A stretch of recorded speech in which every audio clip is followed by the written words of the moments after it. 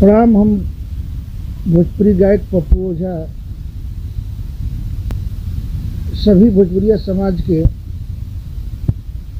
हाथ जोड़ के विनम्र आवेदन करतनी कि हमारे को छोट भाई, हमारे मित्र अमरजीत प्रकाश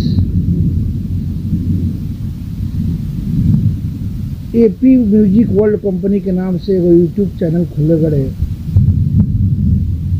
बेचारे अमरजीत जी बहुत अच्छा इंसान हवे, सब गायक के सहायता में खड़ा रहे।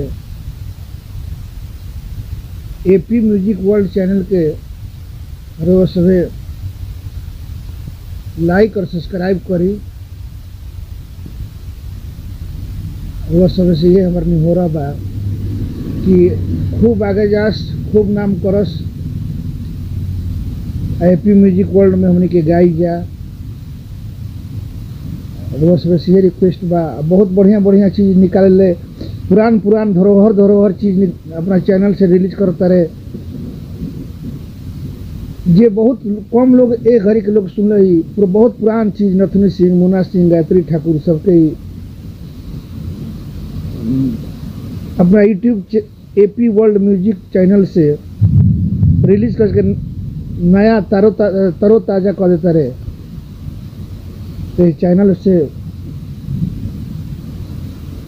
हमनी के लगाव बढ़ावे के काम बा कि हमनों के आके कुछ गायब जा, कहब जा। और वो सब सब्सक्राइब करी चैनल के एपी म्यूजिक वर्ल्ड।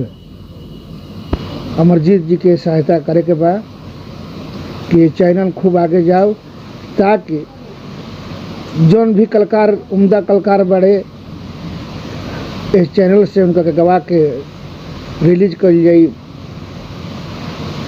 और रौरा सभे के हेल्प चाहिए तब हम ये आगे बढ़िए। अच्छा, हम भी आगे जे भी बा बिना रौरा सभे के हेल्प से आगे ना बढ़ी। यही से रिक्वेस्ट बा कि एपी म्यूजिक वर्ल्ड चैनल के रौरा सभे सब्सक्राइब करो, लाइक करी। धन्यवाद।